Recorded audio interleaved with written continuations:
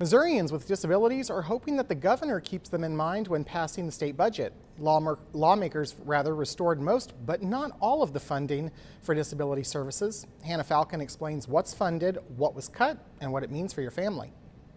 For Christina Ngolia, the mother of an 11-year-old with a developmental disability, the state budget brings a measure of relief, setting aside about $80 million for disability services. She is funny and fabulous, but she also needs quite a bit of support day to day. But not all the services Missourians with disabilities rely on are funded in the 2027 state budget. $10,000 for individual goods and services and $1.5 million for community specialists were cut out.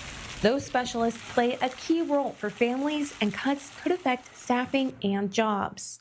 Our staff have been incredible. They help my daughter get out in the community to do her preferred activities. Democrats say the Republican supermajority is to blame for shrinking state revenue, pointing to recent tax cuts. People in these seats in years to come are going to have very difficult decisions ahead of them, and I hope we continue to stop injecting self-inflicted wounds. Since Missouri's constitution requires a balanced budget, the budget chair says his party acted responsibly and left money in the bank. We made significant cuts this year to core items, so I think it is a process, and there is still money in the Treasury. Ngolia says the funds included for disability services keep many Missourians living at home and actually save the state money compared to putting people in institutions. We're keeping people in the lowest level of care so that they can be independent and thrive in their own communities.